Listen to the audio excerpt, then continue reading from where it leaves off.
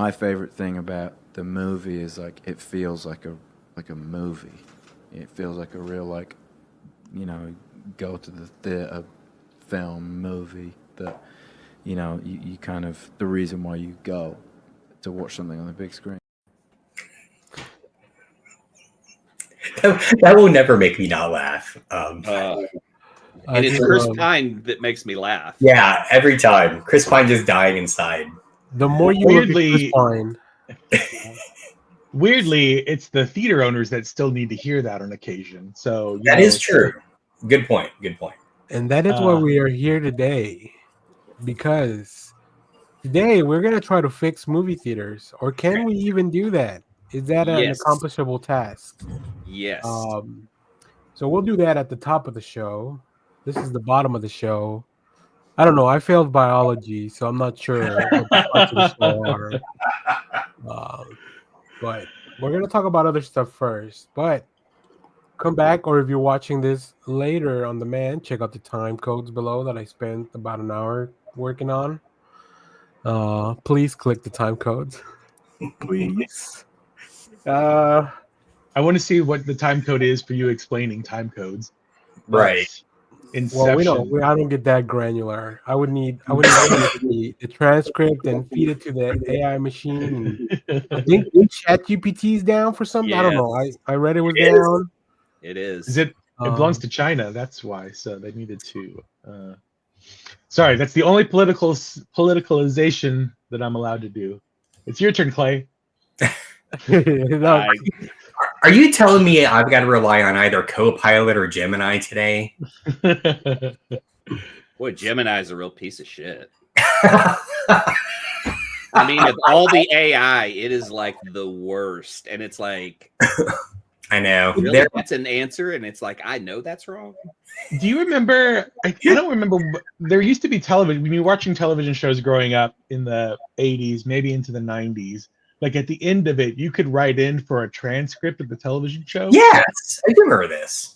It was mainly TV, I feel like, right? Or did all shows do it? What kind of shows? I was trying to remember what kind of shows. I was I know shows on like PBS, like public shows would do it. And I don't know if that was like a legal thing or they were just super cool and ahead of their time. Like maybe like also talk shows or maybe even like soap operas. 2020, like news magazines. I remember at the end them always saying that. I want to try to write into a show. Can I get a transcript of this? I know, that'd be awesome. Hey, if anyone in the chat did that, can you describe the experience? Because I'm really curious what it was like to like go to your mailbox all excited and find the transcript from a TV episode. Anybody doing that as well, remember, you don't have to go to Google and then type in what is my email. You can just go to your bookmark. Zing, got them. I'm just kidding. They're not even awake right now. You also have to tell that to freshly minted college students. Let me tell you, that's really funny. Yeah, because it's not a button they can push right on their computer. Exactly. I think the most curious look I've ever gotten from a student was when I said, "No, before you submit this, you need to save in a different file format." And they just looked at me like, "What language are you speaking?" And I was like, when you type in the name of a file, you have document. That's the file format. You need to make this a PDF. And again, it was like I was a Martian talking about Martian things. Did they ask if you were a hacker in your previous job or something? Right. That's giving me way too much credit. Why is this in an Excel file? Josh, do they call you Professor Rose? If they're cognizant of the fact that's how I sign my emails, they do. But usually, no. I get a lot of Mr. Rose, especially from the younger kids, because they're just used to how how disrespectful. Yeah. Every now and then, Josh. You earned those patches on your elbow. I did. Yeah. And what's weird is I wear the patches even like a t-shirt. It's very odd. So I just have to go to class with patches on. Have you gotten one Dr. Fuke? No, but one time I was teaching, this is ages ago, I was teaching a large-ish seminar at UNT, and it was like a once a week night class, so it was like 3 hours long. So we took a break, And at the end of the break, like as everyone's coming back in, a student just piped up and goes, "Has anyone ever told you you look a lot like a character from Arrested Development?" And I was like, "God, please don't say Tobias. Please don't say Tobias." Was, Like, was it that one that you were wearing the cutoffs though? exactly. I think that's on you more than on you. Well, and then I kept hiding behind the podium crying, so it was very strange. Huzzah! Why is the professor putting on blue paint? I don't understand. It's the middle of the lecture. Is this a performance piece? What's going on? Now I wish we had seen Tobias teach, because what would he say during a lecture that just would sound so bad? You're right. God, unless that happens in like the unwatched season 5, then none of us bothered to pull up. So. He would have gotten unintentionally canceled. Like he wouldn't even have meant it. Right? Yeah. So, all right. Let's move on to what we have been talking and watching and reading and stuff. It looks like a pretty slow week for everyone. Maybe we got it all out of our system in the past few weeks, although Josh wasn't here, so we should have a little bit more stuff. We'll see how far he wants to go back. Not that far. You guys will either love this or hate this. I was so far behind, I had to commit basically just comic reading, like do-over. I took the stack of things I hadn't read, I put them in the boxes, and I'm like, I gotta catch up. So like, new year, new me. No more Marvel DC. I'm only reading Boom comics. So all right. I'll get started here then. Last week I think it was on Sunday morning. I went to watch TheWolfman. This is the new Lee Whannell movie. And I like his previous movies. The Invisible Man, I think from 2020, was unexpected hit. I also like what's the movie where he where there's like a machine implanted in the guy, and it's just like the plot of Venom. Upgrade, yes, Upgrade. I also I really said reboot. yeah. So I went into this with pretty high hopes. And I don't think I was disappointed. I don't think it's the best one of his films. Like if I had to rank them, I would probably put this close, maybe tied with Upgrade or under Upgrade. I liked Upgrade. Yeah, so that's what I'm saying. That was that one was also very kind of unexpectedly really cool. But that's not to say like I still enjoyed The Wolfman. I like the more slow burn approach to it, and I think that's what maybe people are just expecting, like the classic Wolfman. Lucky for me, I haven't seen many of those. Whether the original, lucky for you, you haven't seen. Lucky for you. They're on Netflix, man. Come on, go. The original, or I think Benicio del Toro did one that's not very good either. I know Jack Nicholson's in one. Yeah. I mean, that's the Wolfman. With that kind of trilogy or that kind of genre. There's American Werewolf in London. I've seen that. Dog Soldiers, and then the Howling. Yeah. Van Helsing. The Howling. And it's pretty much it, because those are top tier werewolf films, and everyone else is like a poor imitation because no one comes up with anything really original to it. I would like an art house one where he just licks himself for 45 minutes. Directed by Andy Warhol. I will say this. Of the original I'm sorry, Clay. No, I was just gonna say, as long as it was like an ASMR video. I feel like somehow wet fur does not make for good ASMR sounds, but if they still did smell-o-vision. Oh, gross. Hey, that's what the Weasel does on Suicide Squad. Suicide Squad, yeah. Oh, right. Well, I was just gonna say, of the original Universal movies, I'm not a huge fan of The Wolfman. It's fine, but it pales in comparison to most of the other ones that came before it. I know it has a big... So I guess my point is I don't understand why that is, to some degree, the second of those that has been remade the most. You know, People love dogs. All right, that's fair.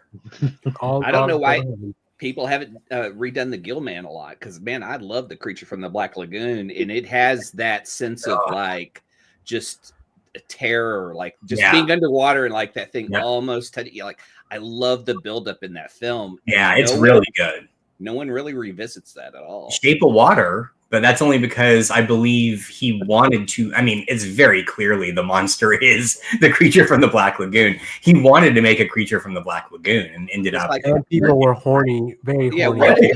Or it was also a little horny. Yeah, it's like, what if we remade Black Lagoon, but really made it a love story? But just peppered in a little Blue Lagoon, you know? The Creature from the Blue Lagoon. I like that. I would love to see that like blonde hair on top of that curly blonde hair. Curly blonde hair. I need to draw that. It would make him look like Harpo, basically. I do have one question about the Wolfman, though. Is Julia Garner? I've watched her in a bunch of things because she seems to be great in everything. Like, is she good in this? Oh, she's fantastic in this. That was actually what I was gonna bring up. Like, funny enough, the cast, both of them have kind of Marvel connections. One's a good one, one's a not so good one. Julia Garner is gonna be in the Fantastic Four movie as some kind of Silver Surfer, the female character. Oh, right. She's great. Yeah, she's great. She was in Ozark. I think she was in that Reinventing Anna show on Netflix that everyone but us watched. Wait, but what's the bad MCU connection? Christopher Abbott was the foreigner in Kraven. The foreigner. Oh, haven't seen, and wow, I really don't want to. Kraven is now out, available digitally, so you can watch Kraven. God damn it! I just thought we don't need a Wolfman remake. We have the best one, Werewolf by Night. That is the best Wolfman remake. I really thought you were going to say Teen Wolf. Two. Yeah. Bateman or get the fuck out of here. So, and all the kids are going, but the MTV one. I like the MTV one. Okay, hold on. Speaking of horny, I've never seen it. I just assume with one of our latest Superman, Tyler Hoechlin, as the alpha in a couple of seasons. But no wonder I don't know any of these actors before they star in superhero stuff. Yeah. This is why I can't do like fan casting anymore in my head, because there's too many places. I'm just like, I don't even know who half these people are anymore. I also think it's weird to think about people that young so much in my head. Like, I don't want to, like, no, I'm good. I'll leave the casting to the teens as they should be doing it. I'll just enjoy it when it comes out. But it's always like somebody like Amanda Weintraub from that Apple show called Blue Horizon, and I'm just like, I don't know. Yeah, and it was like out in 2018. Like, yeah. Look, I realized on screen I turned into old Captain America when I mentioned Jack Nicholson in a Wolfman movie, but here we are. So he was in one. Yeah, it's called Wolf. Yeah, Wolf. Yeah. Oh. And I believe, and then Michelle Pfeiffer, right? Yeah, that's Catwoman. I saw it in the theater because Joker. Oh, did you really? What was that experience like? Forgettable, because I mean, like, I vaguely remember, and I probably checked it out from Blockbuster once. But I mean, I just recall it being really hyped up. Like, everyone was like, "This." Oh yeah, there were commercials galore. Yeah, and then it just was like a wet fart. Like, nobody cared. It would have been cool if there were like weird McDonald's glasses for it or something like that. Just like weird. I'm sorry, but wet farts are entertaining, and the wolf was not. Depends if you're on the receiving end of it or the depends. Yeah, it really depends on your frame of reference. And depends on the wetness of the fart. There it is, Wolf. Okay, from 1994. I was probably watching Space Jam or something when this came out instead. It's the same thing. Oh, James Spader is in this too? Okay. Oh, I forgot that. This is a plumber. Wow. Yeah, I remember one scene from that where they're in a restroom, and to show dominance, Jack Nicholson pisses on another guy. I think we need to add a new segment to the show, which is like Danny finds out about a film, and then the next week he gives us his like, what I watched Wolf. Let me tell you what I thought about it. Or a special short segment on our YouTube feed. Yeah. Something. A little something extra for the patrons. That's a lot of movies. I will say that's one thing. Funny enough, this week we got the news that Robert Eggers' new film is going to be called Werewolf, the old English way. So, I mean, we're in it. He's doing his own like not quite Universal Monsters universe on his own, right? And it'll be 1,000 times better than the official Universal Monster. He's gonna make his own dark universe, like just with like Nosferatu and the werewolf, and God, that would be awesome. And his own Laurel and Hardy meet Nosferatu. Who would play Laurel and Hardy in an Eggers? Oh, shit. I know. You guys won't like it, but Penn and Teller. That would just be funny to see, like him scream but not scream. Right? Yeah. Exactly. Actually, I need to add something. All right. Also, I watched. This will be real quick because there's no point in talking much about it. Battle LA was on TV and it was in the morning, and I was sick on Wednesday, so I was like, all right, we're watching Battle LA. Did you lose the remote? Was it too far to? I was too weak. I was too weak. No, I like Aaron Eckhart, and I remember that movie was fine, and I was like, this can't be as bad. You know, the problem with the movie is the aliens look so goofy. They look like that robot from Solo, L3. But all the aliens look like that. And then the other problem is that you can't see a lot of the time because there's so much smoke everywhere, right? Yeah, because that came out around the same time that Skyline did. 2011, yeah, that's same. And I was like, Skyline's got to be a better movie than this. And I was like, oh my god, people paid. Oh, this is the worst. That's maybe one of the worst films I've paid to see in a theater.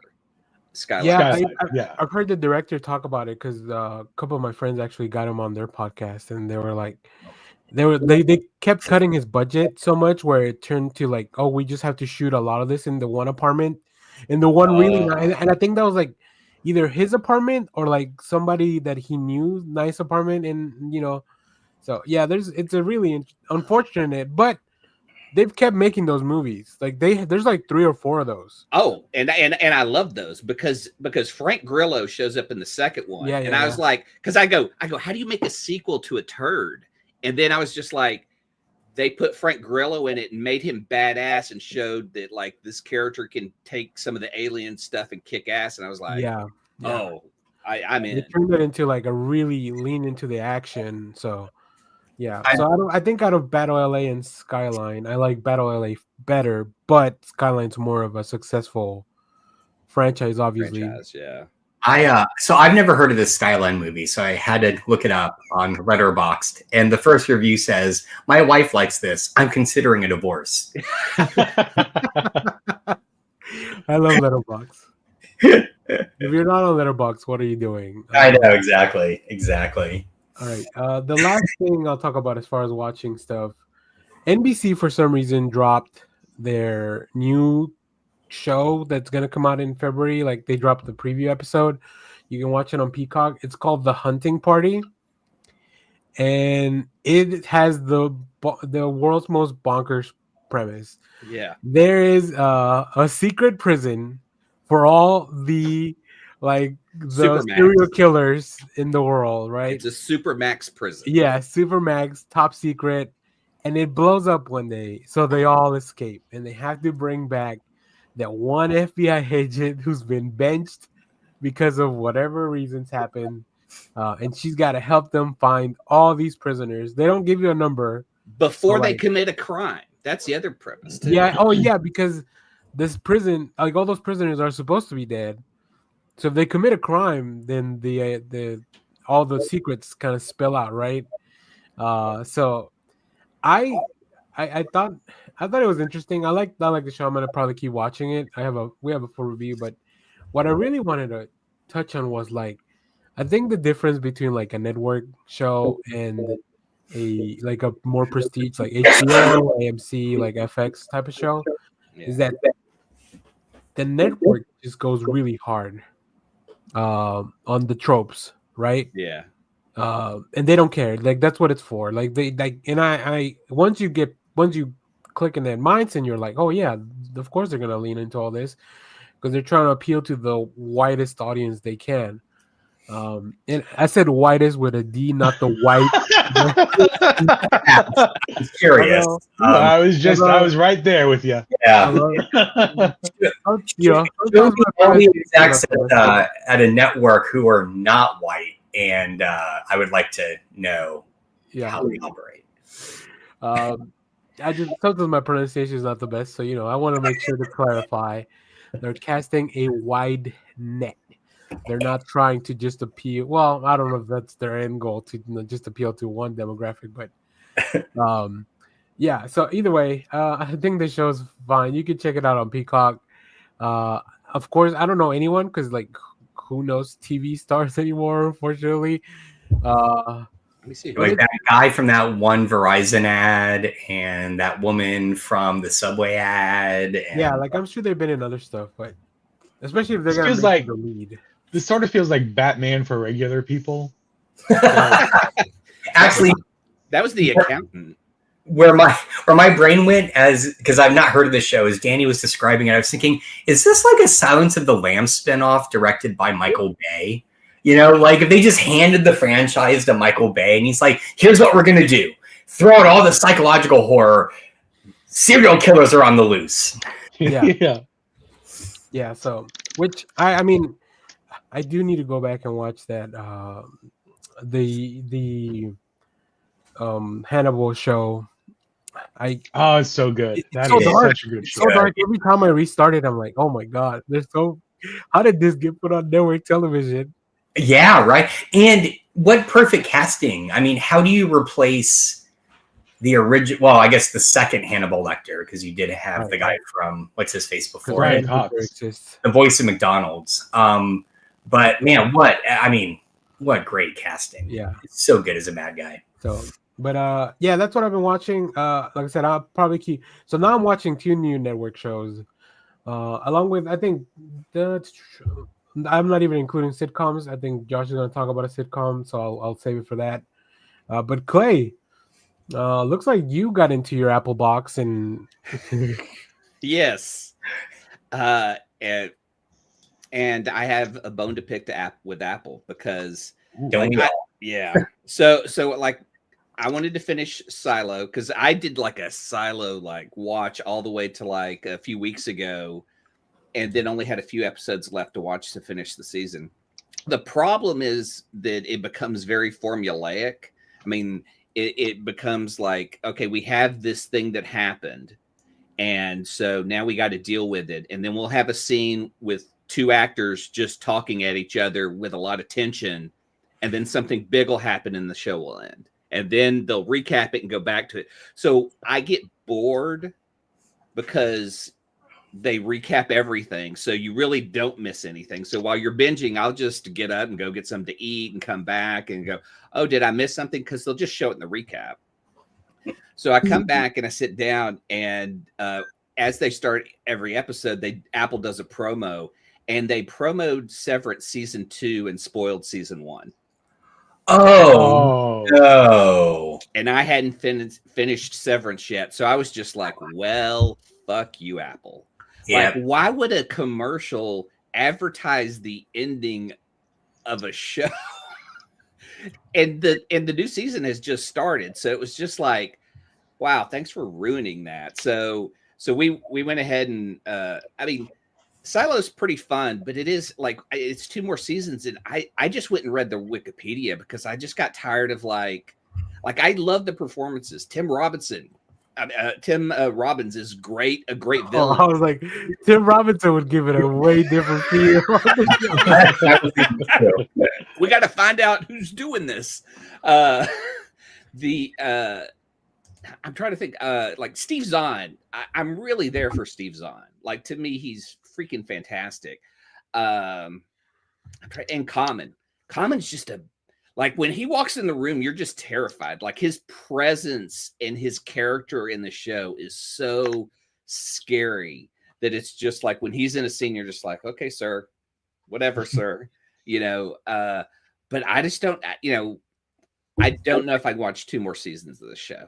Like it's enjoyable to a degree, but it's like they have stretched it out so far that it's like sometimes you feel like, oh, well, this is just kind of filler. Like we're going to learn about a character that will die, or we'll learn about, get to the point, stay on target. The production's great, but quit stretching it out for so long. Jesus Christ. That is exactly why I never watched The Hobbit, because that does not need to be 3 films. It's one. That's one. it. It is, and it's the shortest of the fucking novels. I mean, Ray. Yeah. Hollywood, yeah. But Severance, I'm loving Severance, man. I mean, holy crap, that show is amazing. The new season's amazing. And it's funny because it's like that core cast of 4.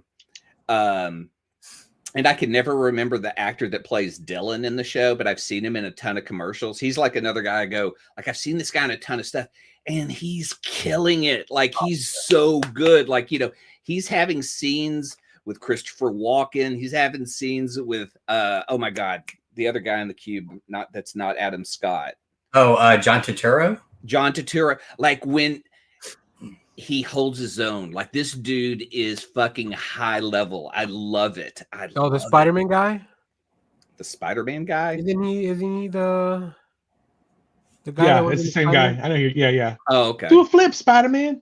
Yeah. Oh, that's him? I think so, right? Oh, I didn't realize. He's in Severance. Yeah, he's in Severance. I can't remember. Everyone's in a Marvel movie, remember?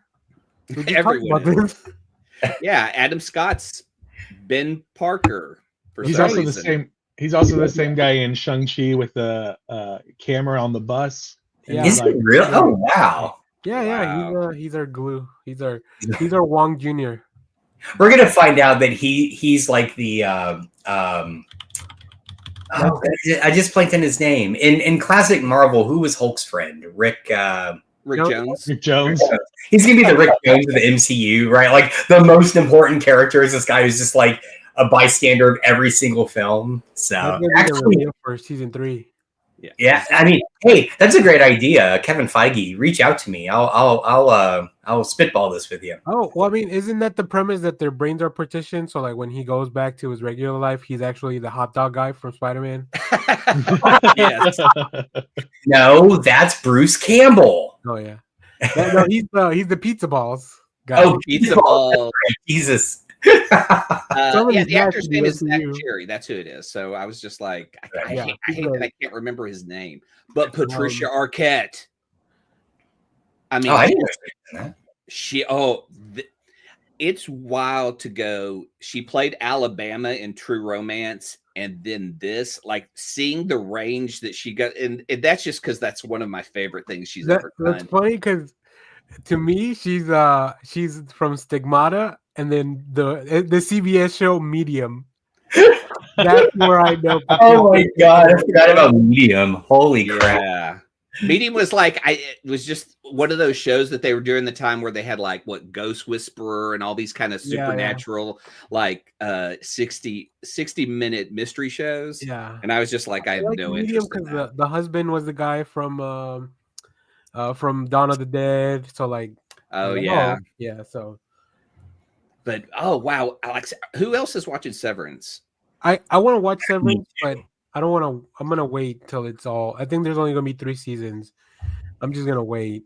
I started to watch it, and it's one of those shows that I'm like, oh, this is too real for me. As somebody who works in an office, I'm just like, I know. That as soon as the premise was there, where you're like, you get to split your personality so that you don't have to remember what you did in the office, and I was just like, too real. I can't. they take work-life balance and literally divide it in your mind. So when you show up to work, you have nothing you remember from home, so that you're not affected. You're not like thinking about like, oh, I got to take care of the kids or this, because you have no memory of a family. You have, you basically exist at zero when you go into there. And that, like, Mark was watching it, Ramsey, and he said, "Oh, I'm just about to start Severance," and I said, "Oh, tell me what you think when you get through season 1." He goes, "I just finished the first episode, and this is amazing." And I'm like, "Yes," but the corporate level stuff is top tier. Like, they must have hired the biggest dickhead marketing guy in the world who isn't working for Ozempic or a drug company to write the dialogue for the corporate talk that they use in the show, because it is such bullshit. I mean, it is so good. There's a guy named Milchek who's kind of like the security for the corporation, and he comes in and he'll just talk to you in a tone that's very demeaning but very polite and very corporate speak, and you're just like, oh, I know this guy. Like, I've seen this is like an HR type guy. Yeah. And it's so, and his delivery's so good. But he's also like common in Silo. If this guy shows up, shit is gonna be bad, and he's gonna send you to the break room, and you do not. Is he the guy with the blue turtleneck? Yes, the turtleneck. I've seen him on the commercials. I knew exactly, as you were describing, even though I haven't seen the show, as you were describing the character, I was like, oh, okay, yeah, that's got to be him. Yeah, and as far as like all the acting is top tier. Patricia Arquette is at the top of her game, but watching Turturro and Christopher Walken have scenes together is the best TV of the year. Those two people just interacting is the best TV of the year. It's amazing. I will say that what I have watched, I'm just like, these guys are like all on their A game. This is, you can tell. I mean, this is prestige television. Yeah. It's also the kind of stuff that just drives me nuts, where I'm just like, how are we living in this life in reality? Just to clarify, the year is 2022. Yeah, no, I do need to see this. I'm kind of with Danny, though. If it's going to be 3 and done, I may just wait till right when season 3 drops and then binge 1 and 2, so I can just go straight into 3. Yeah, well, it's taken so long to get 2 that exactly. That's why. That's because when I got to the end of season 1, I was excited season 2 was there, because I was like, you can't end like that. It's been like a year or like 2 years. I think 2 years. Okay. Yeah, that's how television works now. You do one season, then you go off and do 4 Marvel movies. We've somehow become British television. Yeah. Right? Yeah. You're going to wait 3 years between seasons. You're going to get 6 episodes, and you're going to like it. But at least Game of Thrones gives me another spinoff in between seasons. So, like, more and more spinoffs. So, but yeah, that's the only 2 things I've been watching, because I've just, kind of been binging. Okay, dope. Makes sense. That's a lot of TV ones. All right, Josh. I've actually watched stuff. Now, part of that is I haven't been on in like 4 weeks, and and I had some time over the holidays. But I'll just, again, some old, some new. I guess I'll do the old stuff first. One is so finally, and this was just a few days ago, my daughter and I watched Twin Peaks Fire Walk with Me, so that we could then move on and start watching The Return. Man, that is such a good fucking brutal movie. It is rough. It is, every time I watch it, like, and the thing I hadn't realized before, and I really should have, but I hadn't, is when you get the first third of that movie, which is just nothing to do with the show, right? It is 2 new agents investigating the original death that begins linking, everyone together, Teresa Banks. I hadn't ever realized before that the way that Lynch structures that opening is basically the it's the Bizarro World version of the original show in the first episode, right? So you have the agents show up, right? They go first to the police station. You don't get the nice, Truman, Cooper kind of interaction, and we're going to work well together. You get the polar opposite. Then they go to a diner, which again, if you remember in the original pilot, they go to the Double R Diner, right? They go to the diner. That's polar opposite, right? And then they go and so it's like it kind of. Oh, and then they of course explore. They do the in between that they examine the corpse, right? So it's like you get like the same structure, and I thought that was really really cool. Personally, and she's not here, so she won't hear this. I'm super hyped to see when we get to the end of the return.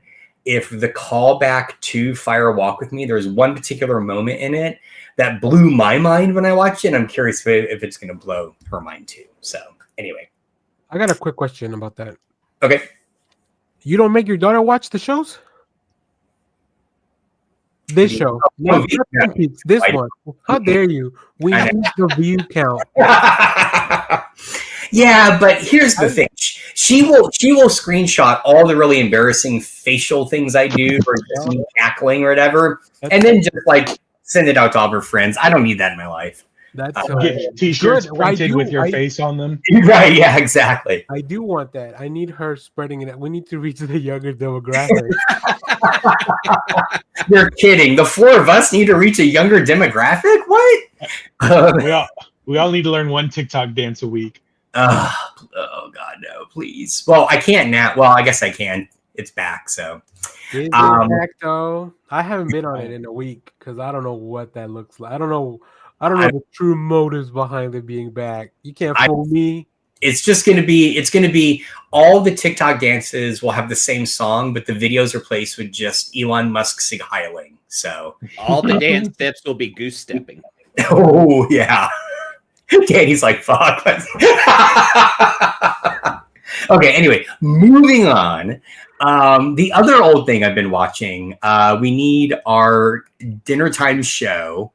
And it's just been kind of a lull right now. There's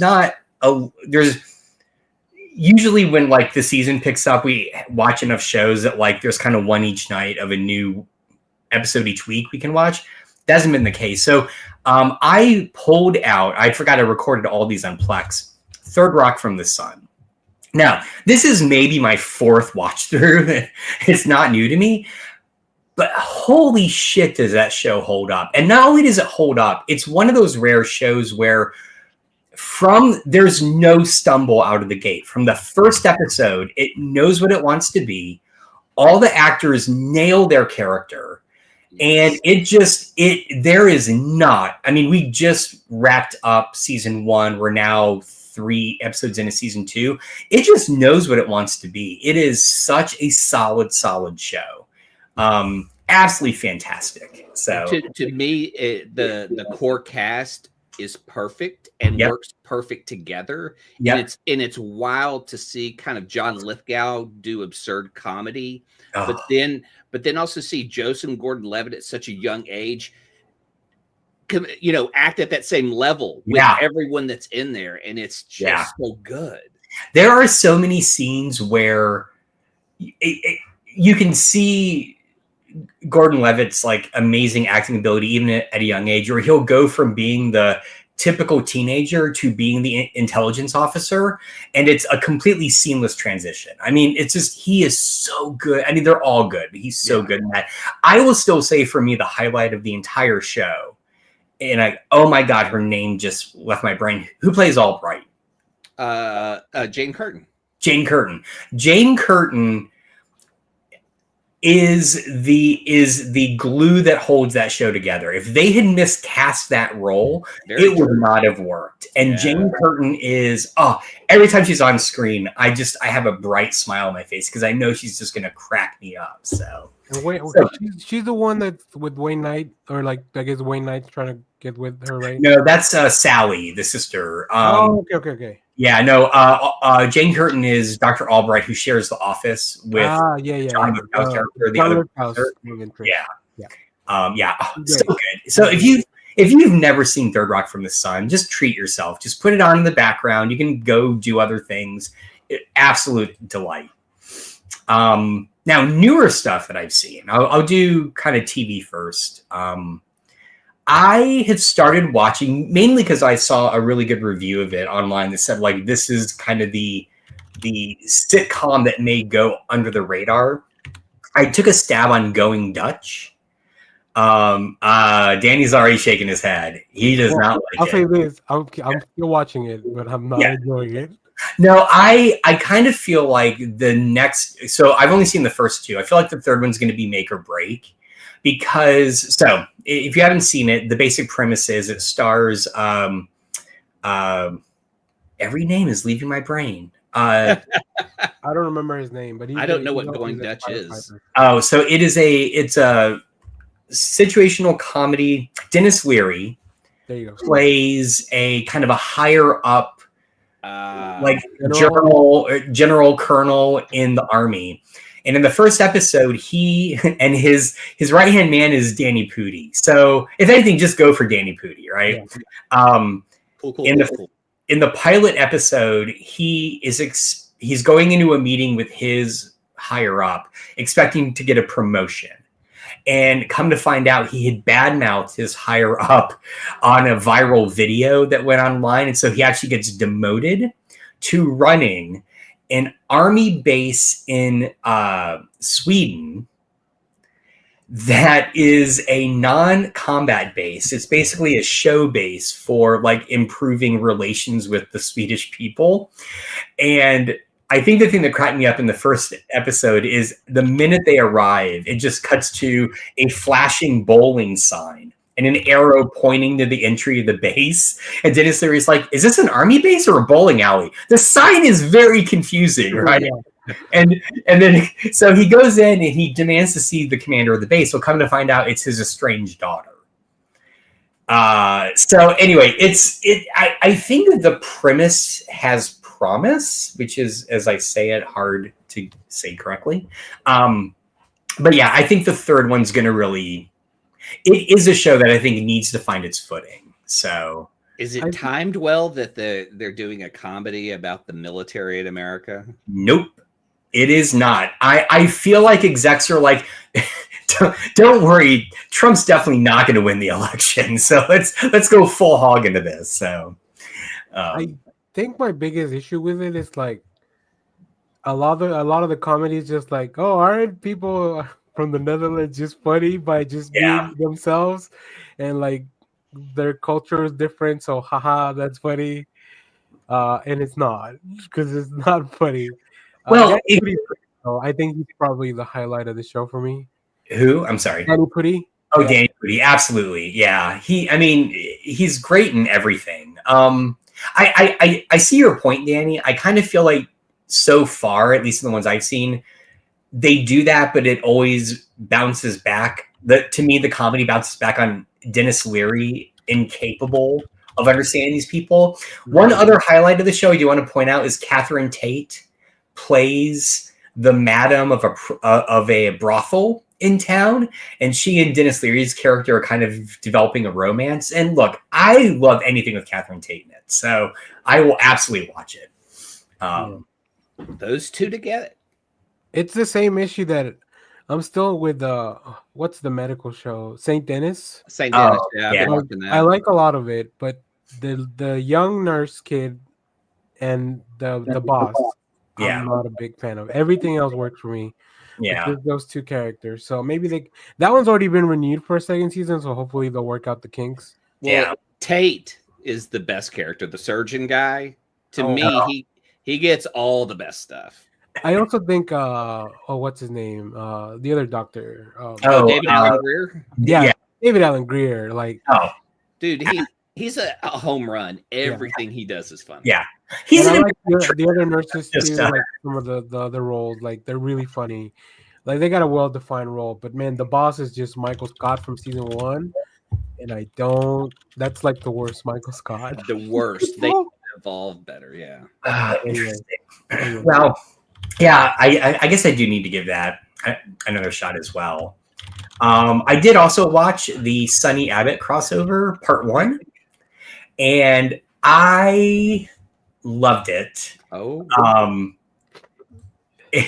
really loved it. I'm really intrigued. So after it aired, it kind of came out that I guess when Sunny does their crossover, it's going to be the same story flipped around. And I guess in my brain, I just sort of assumed they're going to do two radically different stories. But I'm really intrigued to see what happens, because Dennis immediately, when he shows up, is like, why are these cameras here? No, I don't want to be on camera, and just vanishes. And you get one shot of him later on where like the camera just cuts to him. He's on his phone. He looks up at it and he like walks away. So clearly there's some shit that's going to happen with Dennis in the Sunny version. I'm really hyped about, but it was solid. It was really good seeing these characters interact. And I just want to give props. This is something I love about both shows, is that they don't do anything half-assed.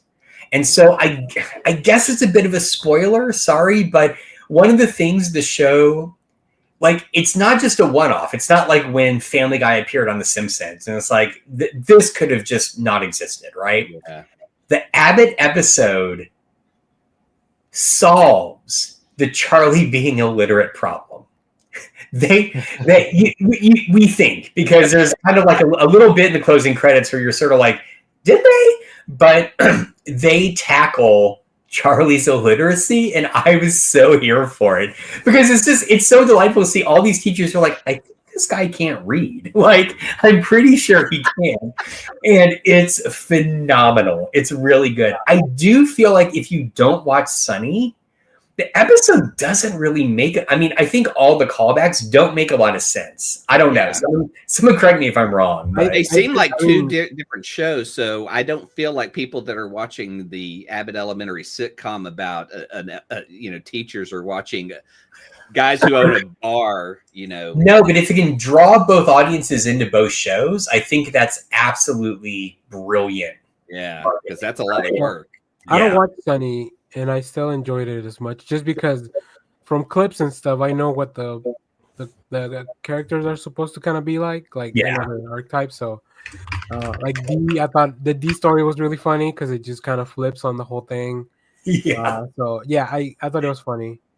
I enjoyed it. And probably just, I don't watch Sunny, but I'll probably check out the other crossover. Oh my God. They're too much. Like, okay, so here they have to take a whole story of just those characters. Were you only watching season 1 when you tried? I've seen season 1, and I've also checked it out when they included Danny DeVito. Okay, Danny DeVito brings it together a lot. He does. I would say jump ahead to like maybe season 3 or 4. There isn't really a ton of like connective tissue. I mean, every now and then, but jump ahead, because they are a lot. I agree with you. But when you start getting to the point where there being a lot goes to like cranked up to 12, and you realize this is all just satire, I think that's when the show really shines. So. For some reason, FX always had the one where D starts dating a veteran, but she didn't know he was in a wheelchair. Oh my God! That one was always playing on some. Oh, keep watching that season, because he keeps showing up, and like there's one where just as a bit, I think it's the Dennis system actually. In the Dennis system episode, after Dennis goes through his whole thing, and D starts to question it. She's like, yeah, I don't do any of that with the veteran guy. And she points out, yeah, he's outside in the car right now. And they're like, what? And they go to look out, and he's just sitting in the car, like staring ahead. All the windows are up. He's sweating. And you come to realize that D is just as effective at torturing partners as Dennis is. Okay, I do have an episode to recommend, because you're saying skip to 3. Season 2, episode 1, Frank moves in with Charlie. Top tier episode. Okay, it is good. Top tier episode worth watching just to see full Charlie. Yes, and I think also watching one of the true joys of the show is watching Frank from season 2. Like, look, if you haven't seen it in a while, look up a screenshot of Frank in season 2. He's really well put together. And just his degradation over the seasons to where he's just eating cat food out of a can and using an open blade to clean his toes. I mean, it just intentional, because he even says in season 2, like, I want to live like you, Charlie. I want to live in this horrible, awful way. He just goes downhill. It's so good. Anyway, sorry, I'm going on too long. Really quickly, I want to talk about a few things that I watched. One is isn't that what you've been doing for 20 minutes already, Josh? Fair. Totally randomly, I hadn't even heard of it. During the Christmas break, we just wanted to watch a movie, and my wife stumbled on Wolves on Apple Plus. Yeah. Brad Pitt, George Clooney play fixers who inadvertently get called in for the same event. Same job, yeah. I wouldn't say it's a slam dunk of a movie. I feel like the pacing is off. I feel like there could have been snappier dialogue, but there are interactions between Clooney and Pitt that are just fantastic. And I think it's almost worth watching just to see the two of them kind of interact. So, anyway, and then I also watched the new Kunk on Life. I will watch anything with Diane Morgan in it, particularly if she's playing that character, because it is the epitome of British humor. Yes. It goes from droll to absurd in a snap. I mean, it is great. And there is a gag in there that just, I've never seen a Kunk episode crank it up like that before, which is basically a steamy sex scene. And then it pulls back, and Diane Morgan is standing there as Kunk, just kind of like staring warily at it, and and then she just has to like walk off camera. And I was dying laughing so much because it is so unexpected. It's right out of left field. So okay, I need to watch. It's good. Did it's you good. say the Soviet Onion?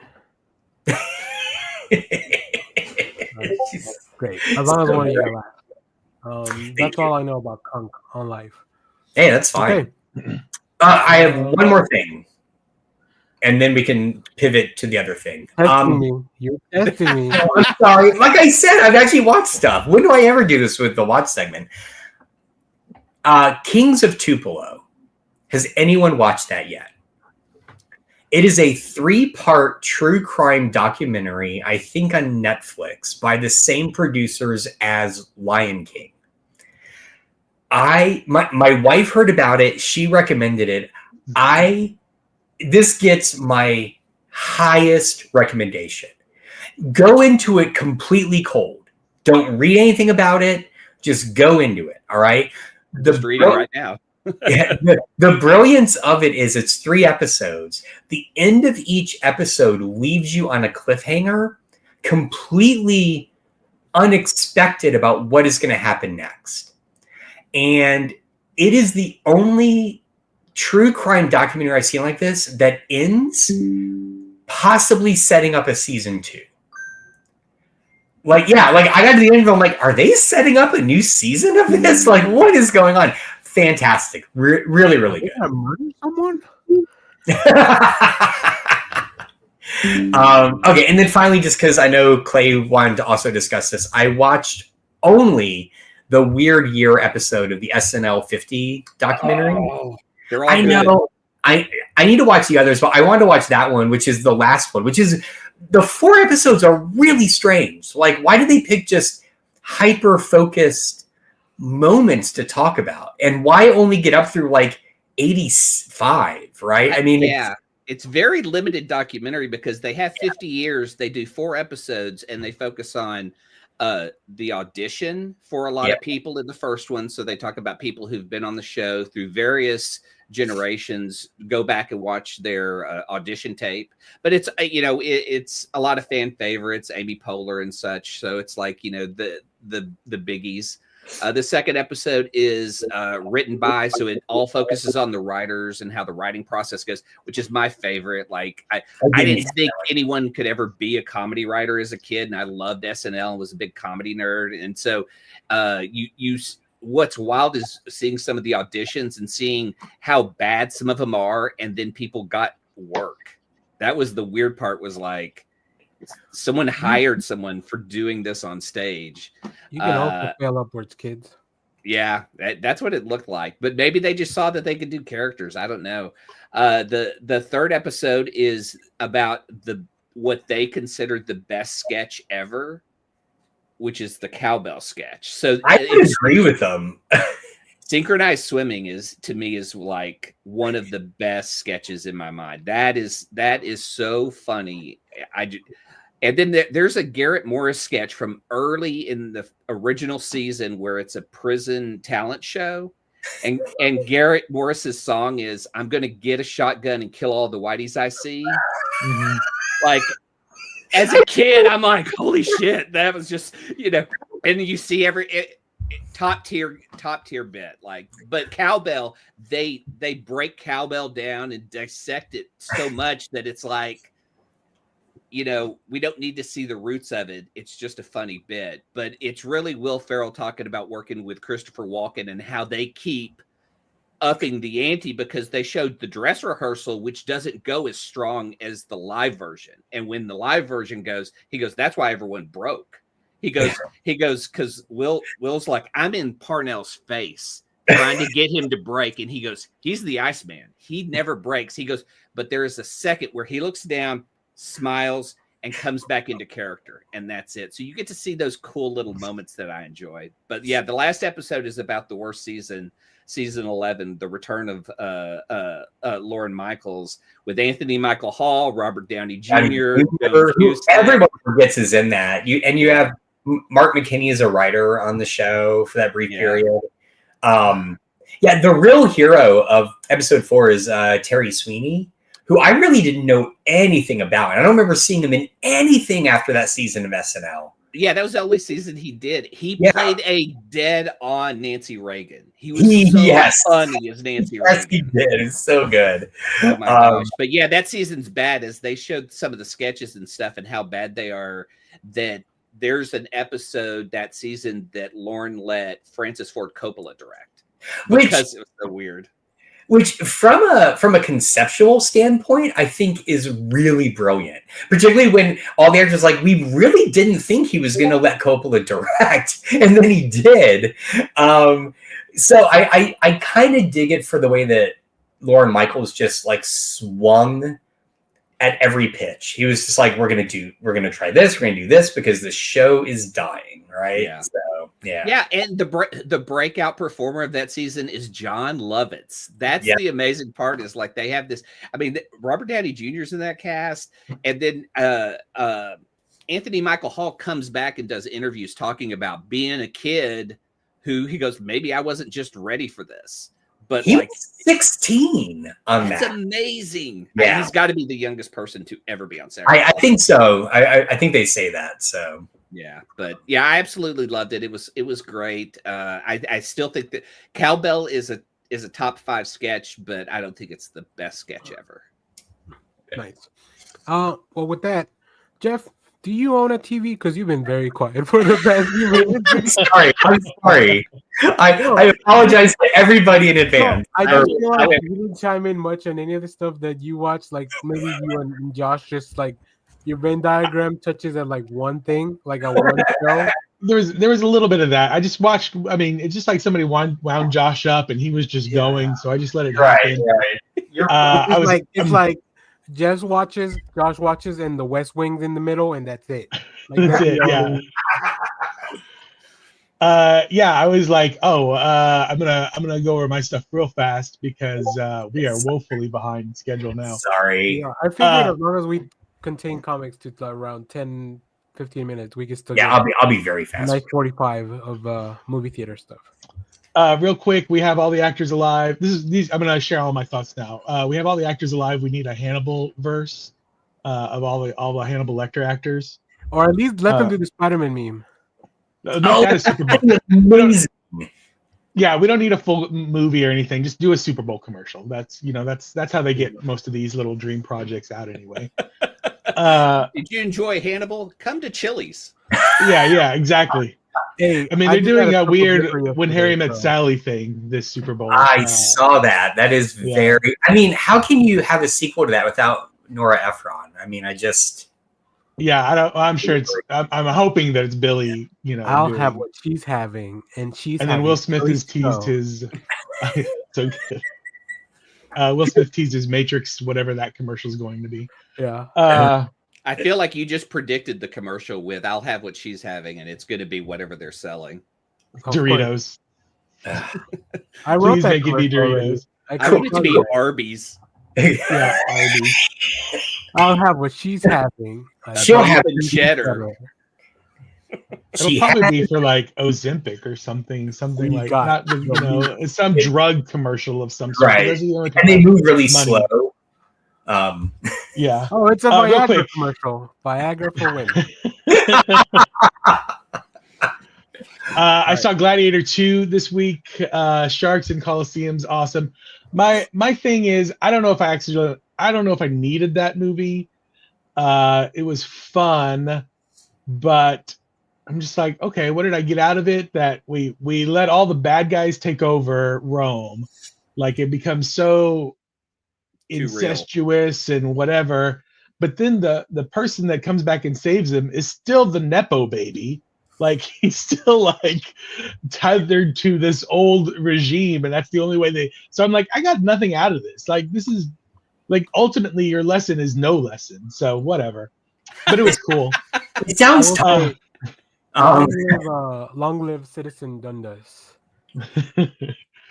I also saw I watched last night The Big Chill, which I've never seen before. That's some white people movie right there. That is a full on, because it's cool. It's very cool. It's a very good movie. It's basically just a bunch of acting exercises is what it looks like, with a great cast. Just these little interstitial scenes. There's not really a plot to the movie at all. It's just these people get back together after one of their friends commits suicide, and they're like, they hadn't been reunited in a while, but they all have, like, they were all very close when they were younger. And then it's just, they do a bunch of drugs. They do some partner swapping. There's it's very much they're all like really upper middle class, rich white folks that are about to sell out, because this is the baby boomer generation. They're kind of the cusp of baby boom, Gen X. They're still baby boomer.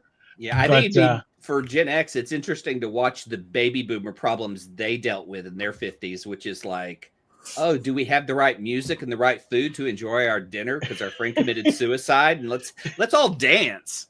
Yeah. It's a weird trip of a movie, but I've always heard it was like a great movie, and I'm sure I didn't look up what awards or anything it had, or if it got nominated or whatever. But I remember it being a big deal back in the day, and so I'd never seen it. I was like, I'm gonna watch it now, and I get it, but at the same time, I'm like, this is some white people shit. Yeah, it could be called white people problems. Yeah, 100%. Yeah. I mean, there's insider stock trading that happened. Like there's all kinds of stuff in that movie. So if we were to like, if we owned a Blockbuster and we had to make a shelf for a section just called white people problems, I'm thinking Big Chill, Parenthood. Yeah. Grand Canyon. Do you remember that one? Grand Canyon, the Ice Storm. The Ice Storm. Yeah. yeah. All of those things. I will say, Jeff, I put up a few clips from our conversation last week, and I think people think that you need a big chill when it comes to watching these Netflix movies. And just enjoy. I will get on my soapbox with this. I've gone on a full-on. Okay, by the way, you guys, Netflix is raising their prices. How do you like that? Yeah. Carry On movie now, huh? Best movie ever. Oh my gosh. It's the mediocrity of Netflix that drives me nuts. And that's their goal. And their goal is mediocrity. They have a couple of things where they're like, we'll do some prestige stuff just to keep our name out there, and during Oscar season. We need some, but just not all of the awards. But we got to stop being so nice to these movies. Like, we need to be like, no more. You're not getting any more money. Make better stuff. I mean, how far they've fallen, right? I mean, when I think of original Netflix content, it was like Marco Polo, which was like a hugely expensive historical drama, right? That I loved personally. They used to take chances. I don't think they take chances. Stranger Things, huge chance, right? Yeah. So anyway. All right. I also watched real quick, just some quick thoughts on. I watched a couple of the Harry Potter movies this week. Why do those kids keep picking on Harry Potter? You're always going to get your ass handed to you in the end by some crazy ass magic. After the third time, you should realize I'm not picking on you anymore. That dumb step cousin or whatever of his that keeps picking on him. I'm just like, don't do it. Just leave him alone. No. But he can do it all year long until he has to go to school. So it's, or all summer long. All summer long, yeah. It just makes no sense to me. They make up at some point. I know, but it's just as I was watching him, I was just like, why would I do that? I'm gonna get into comics. Do it. Epitaphs from the Abyss, number 7. Great, love it. I haven't picked mine up, but the first story, oh my god. So here's here is my question though, because all right, so the sci-fi one ended after 5 issues. Yeah. Okay. This one seems like it's gonna keep going. And then they just I'm wondering if this is like the flagship that will just keep going forever and they're trying other genres. All right. Or they'll go to 12 and then they'll stop that one. Something, I don't know. Could be. Yeah. When the numbers dwindle enough, they'll reboot it. Yeah, I was shocked because I was like, I guess it's going 7 because there's usually a stopping point, right. we're all used to. But no, there's a next issue. The first two Keep going. stories I really liked on 7. The last one, not as much. But that's the beauty of it. Like you can Yeah. And I don't mind. Yeah, like Josh, sometimes when you get into these indie comics, like you do get used to like a 5-issue series and then you kind of move on. Budget wise, I definitely count on that. So it kind of like when it keeps going, I'm like, oh, but I don't, because I guess it's an anthology. I don't mind it so much because it seems cool. Tin Can Society, I'm still reading this. This is like the Big Chill if one of them were Iron Man and got murdered. It is. And I guess he wasn't white, but yeah. Yeah, exactly. Detective Comics, what is this one? 1093. Somebody I follow on TikTok said that this comic made them cry. I get it. I get it. It took me a while.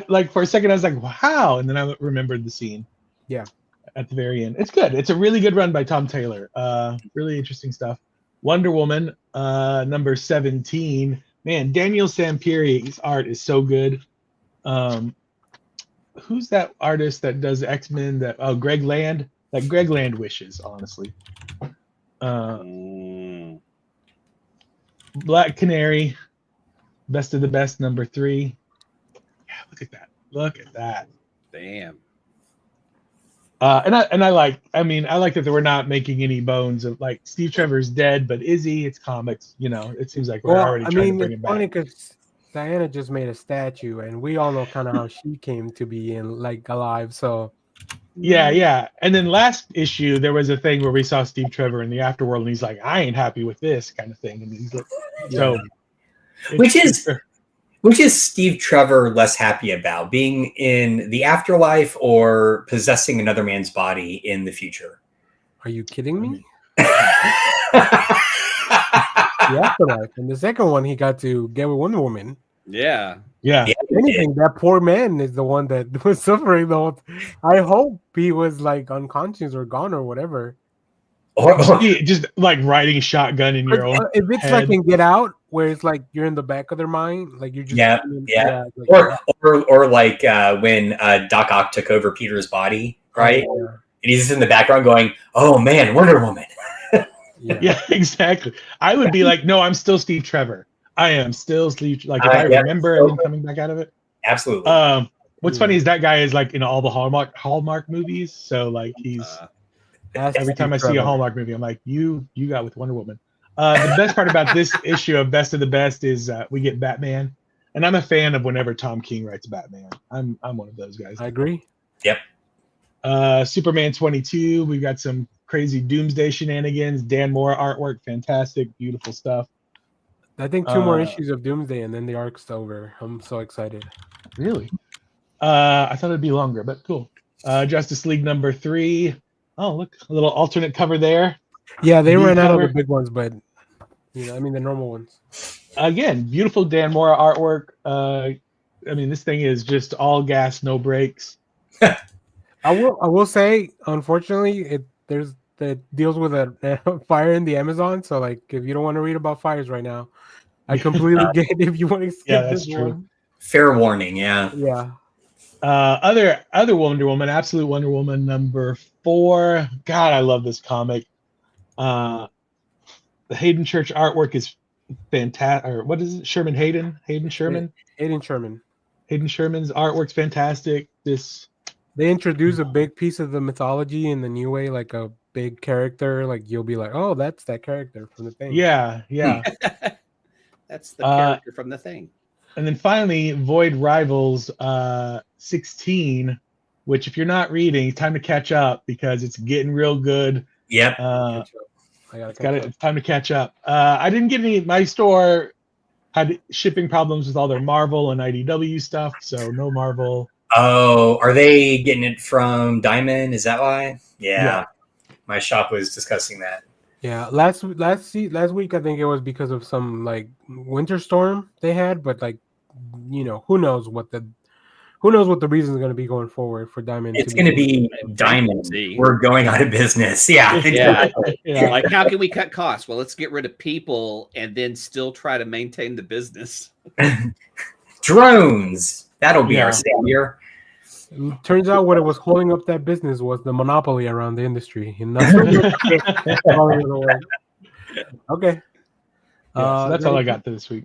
All right, let me do a couple of mine because Jeff already hit most of them. I think my favorite one though was the Wonder Woman 17 issue. I just love what Tom King is doing, like with that story of like having Diana hold back. But and then the way this one ends, and you're like, oh, very timely, unfortunately. But anyways, I haven't read this one, but I have been buying these What If Galactus picked like different people. This is the one for Rogue. I just haven't got a chance to read it. But another really good one, like if you like Kraven's Last Hunt. And who doesn't? You want to read Ultimate Spider-Man because we are finally at the Kraven part of it. That has been teased for like, I don't know, maybe the past 6 issues since the character was introduced. It's so cool. I really, really love this book.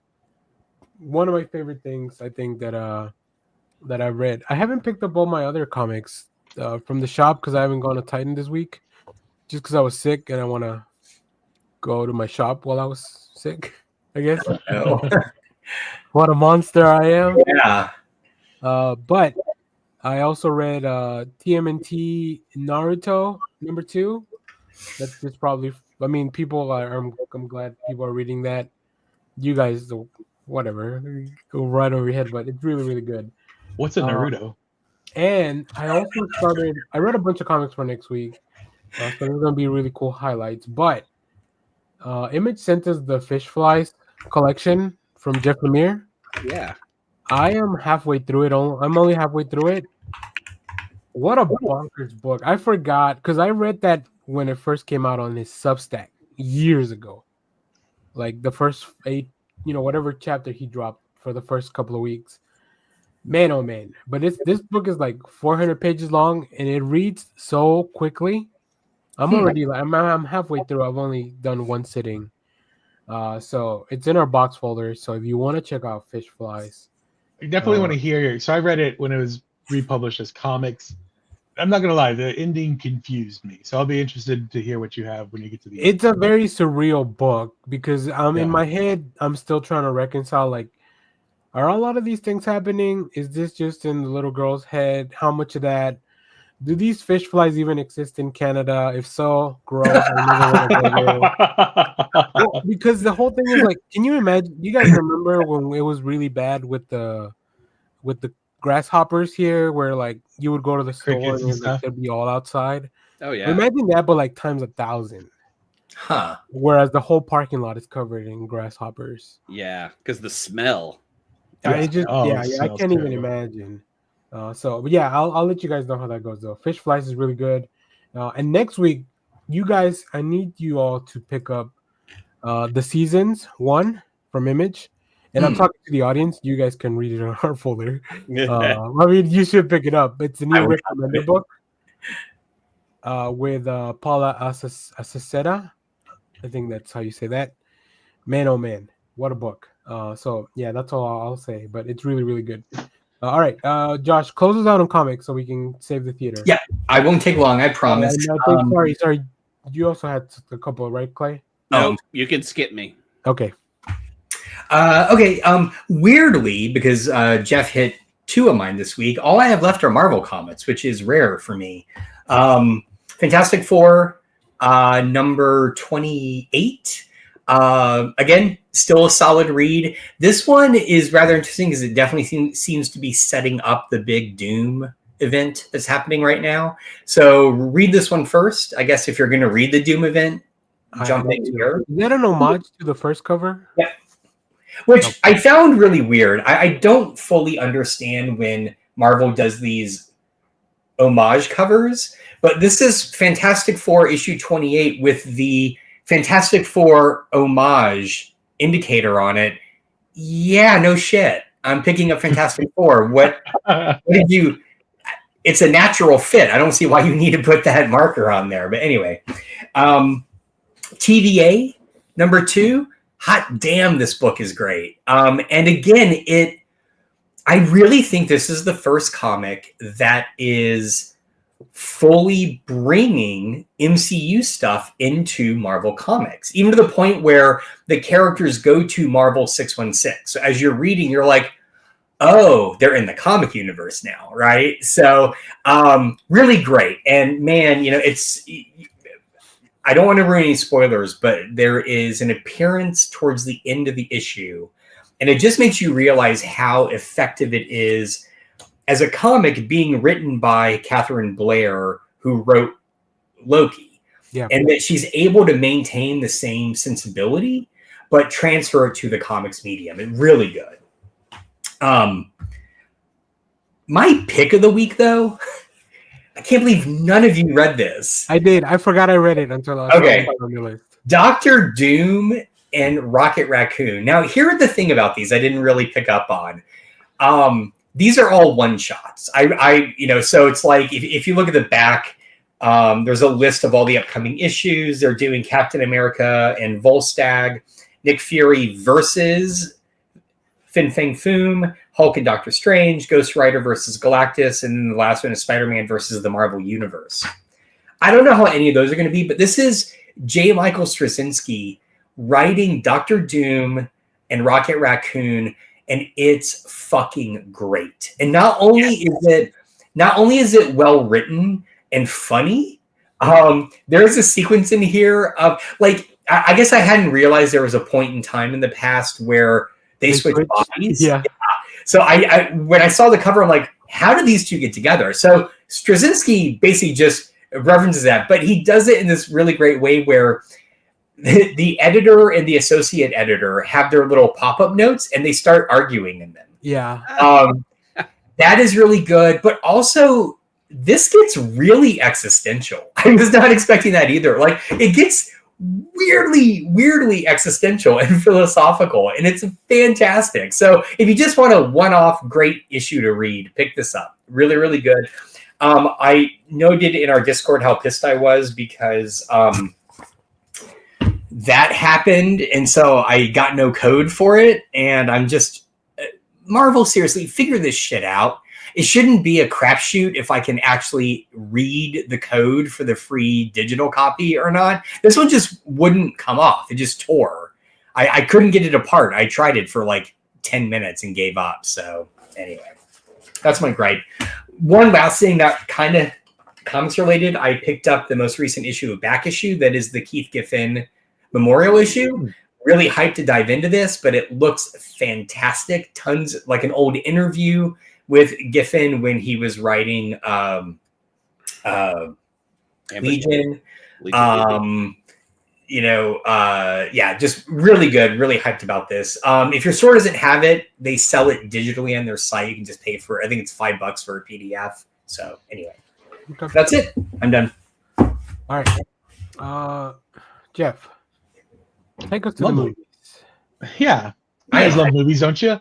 Nope. Love going to the movies. Time-honored tradition. Movies are in the movie theaters, I should say specifically, and movies maybe, kind of in a state of flux. There was news that broke earlier that the Alamo Drafthouse has laid off a bunch of people. And they're not a huge company, so a bunch of people was like 9 on the corporate side. But there are other people that are getting laid off in the theaters themselves.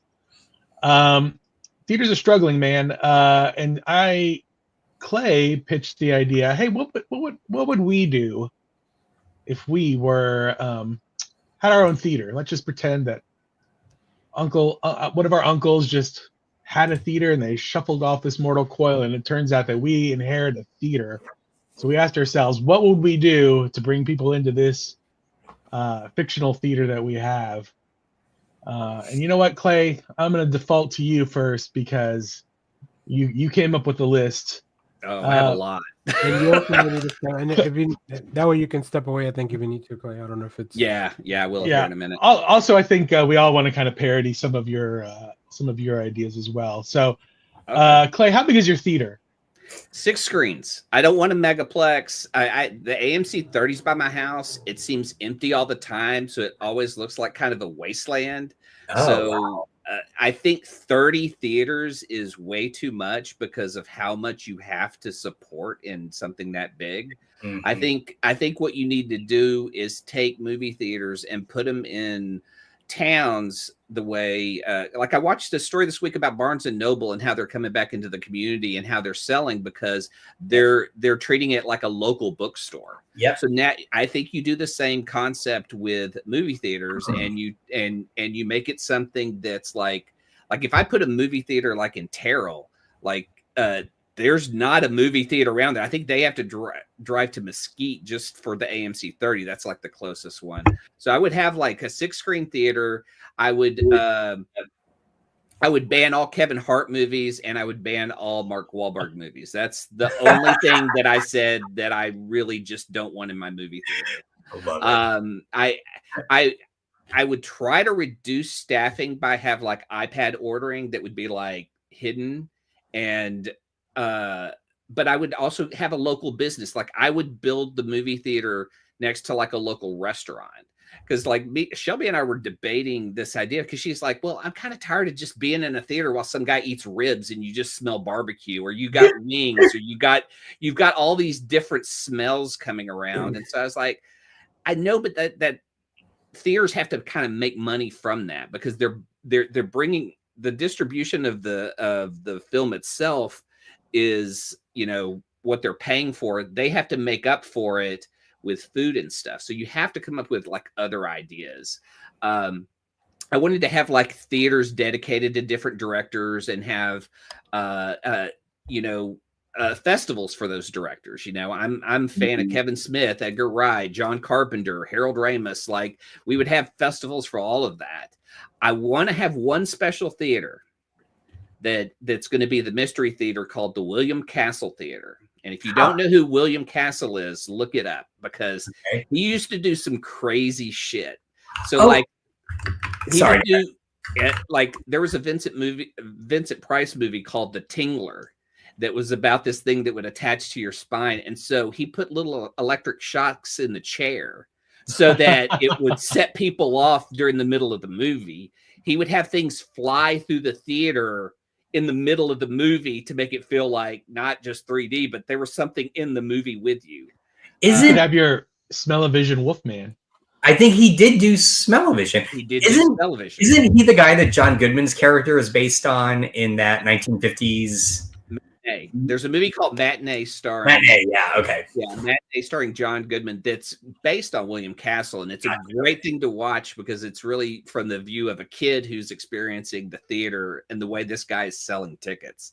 I would always want to have that kind of one theater that's a mystery. Like, it would just be like you buy a ticket and maybe we're showing The Tingler and you're going to get a shock. Maybe we're going to show Roadhouse and there'll be people fighting in the front of the movie theater. You know, there'll be something different and interactive that you won't experience at any other theater.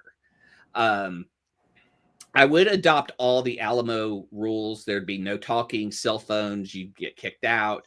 I would steal their Saturday morning idea. They used to do a Saturday morning cartoon where you would get cereal and they would just run Saturday morning cartoons. I loved that idea. I would steal that and do that every Saturday morning. And then I would also have live events like touring shows like Mystery Science Theater 3000, Joe Bob Briggs, different places that show films that typically, like I've seen Mystery Science Theater at the Majestic. I would want to invite them as a regular to come, and like the Mads or Riff Tracks or whoever to come and do their shows there. And that would be another draw, is to have real live events, because you can't see them any other time. I'd invite local filmmakers, student filmmakers, to show their films in there. I'd have, obviously you can rent a theater, like, Daniel rented the theater so we could watch Fast X. And, but you would want to have at least, like, if there are kids making films, you want to have like a low cost place where they could kind of present their film in an arena where they really want it to be seen. I would have a filmmaker type class. Like I love the idea of like bringing in a guy who was like a grip on a film to describe what he does and then show the film. It doesn't have to be a director every time. Like, if you could get somebody who was involved with a film that has interesting stories and people will come see that, let's do it, because we've got decades of films and so many people that have worked on them. It's just neat to hear that backstory. And just people who want to teach, like, even film classes. I've always thought the best film class is to just watch Jaws and Jaws 2, to watch one director who makes every scene work and watch one director who doesn't care about anything. Like, it's just such a difference in filmmaking that, like, that's something I've always wanted to kind of get into. Podcast YouTubers, if they want, you kind of have to appeal to that younger generation to bring them in, because some of them do have live events, and that would be kind of nice to be able to host those kinds of things, especially in a local area that maybe the community doesn't know about. Kids who are making films, kids who are podcasting, the creativity within that community, and support it locally. I think that's the best thing about owning a theater like that. When we started talking about food, I was like, well, I think the core food for a theater is just drinks, popcorn, and candy. Do you guys have anything you would add to that? You got to put a hot dog in there, man. You need to have a hot dog. Yeah. Hot dog. You got to have something to even out all the sweet stuff that you just named. I think you should have, like, so if I were to, in my theater, my thing would be like, we would limit it to like 7-Eleven kind of things, maybe some Carnival, like those kind of easy to make, easy to like get out. But I would not do like, you can get a brisket sandwich or whatever, like all that stuff. 7-Eleven. Yeah. I think the idea of like putting it next to a theater or next to a restaurant, a local restaurant, like I would never want to tie a business to a chain like that. I would just rather be like, hey, if you visit here in Mesquite, you're going to get like a barbecue place that's next door. Or if you go to Plano, I would even like if I could have like total control of like what the area looked like, I'd be like, we got food trucks on the other side of the parking lot, that kind of thing, where you could set up like a little picnic area, so you could be like, go see your movie, like we have our movie snacks, no food entrance or whatever. Yeah, but you can go and like, right there, literally across the parking lot is like, you could have little pop-up kitchens too in your theater. Pop-up kitchens, where it's like rotating or like different, depending on the events and stuff like that. I would rather commit to like somebody within the community that has a place that not only you would go to eat, but you could eat at the theater. So it's like, I don't want a pop-up option, because that's just like, that takes away from all the business within the community that stays there. You know what I'm saying? Does that make sense? Yeah. I want to bring back midnight movies, not only just like heavy metal and Rocky Horror, but cult movies that we've had for like the last 20 years that really don't get that midnight movie screening. But like do them at 6 p.m. so I can go?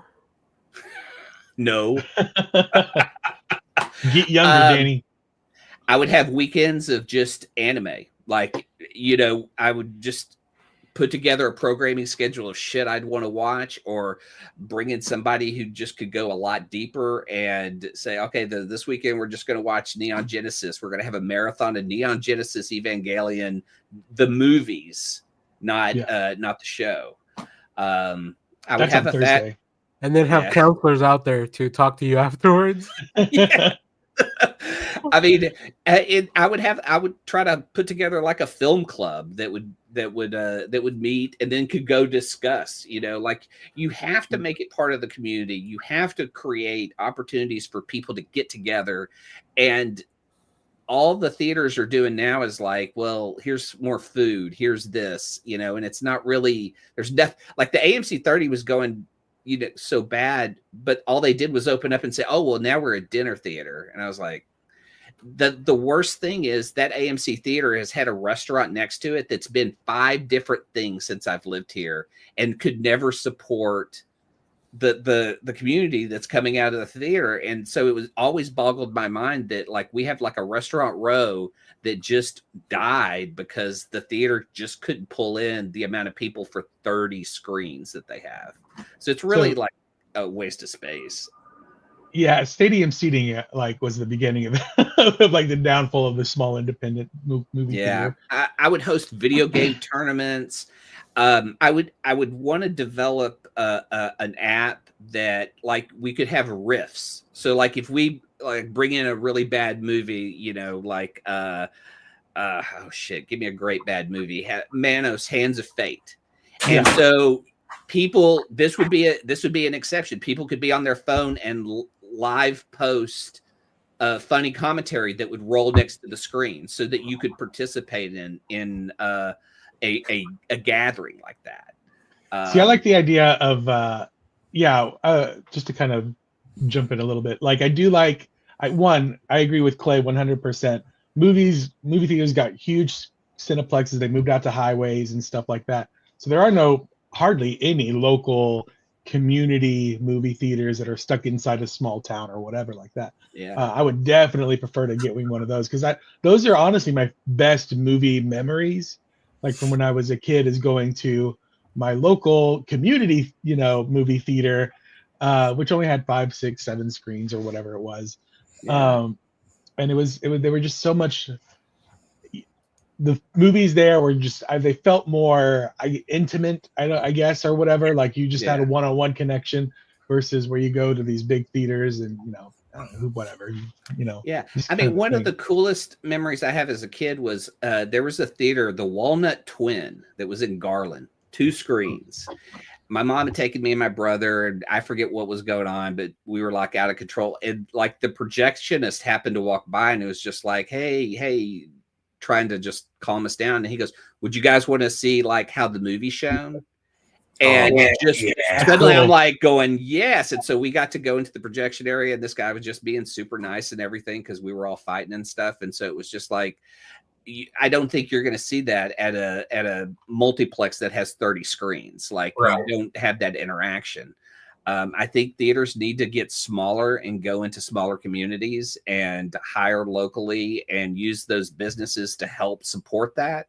I would try to have like another great movie experience I have would be like having convention experiences. Like when Texas Frightmare Weekend was here, they did a live commentary of Phantasm and had like 5 members of the cast talk during the movie with microphones while everyone's watching. The theater was packed. It was fantastic. It was just, you get those incredible experiences live. And I mean, because now it's just like, oh, well, this movie's coming out, and we've had so many decades of like Marvel movies. It's like, okay, well, it's just another Marvel movie, and it's no longer an experience. It's just another thing to go see.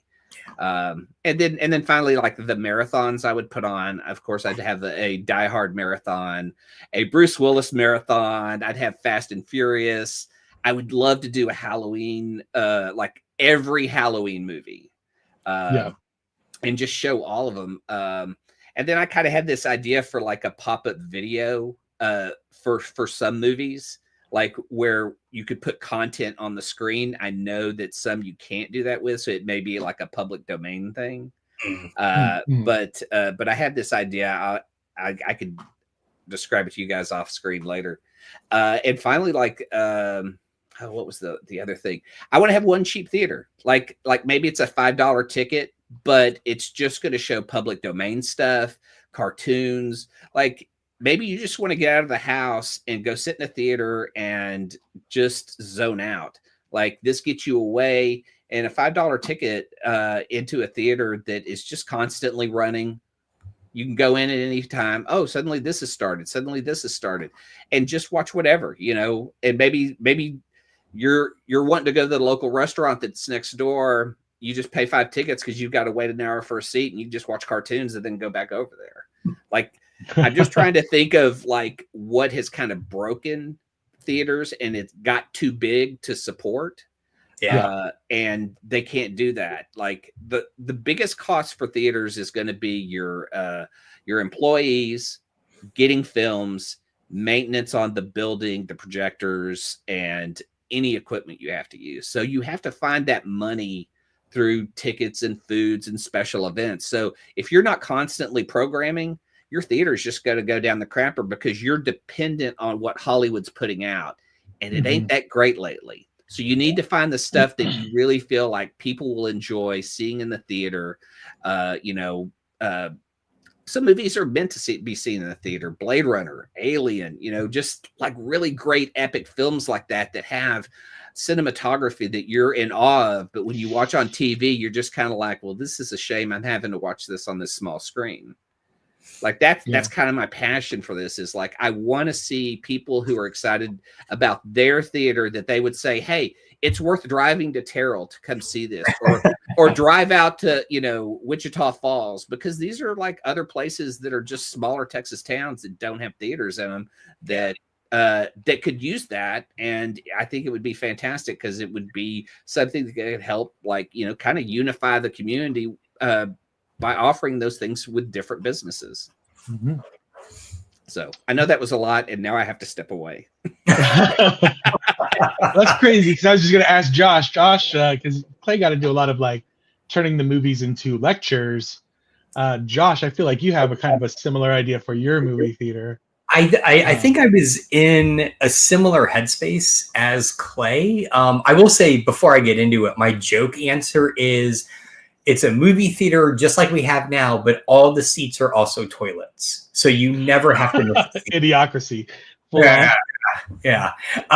No, so my idea was kind of, and this will come as no surprise to anyone that watches this show, because I am an historian. I've always been fascinated when I'm doing research or reading a book about how movies were experienced in the past that we don't get today, right?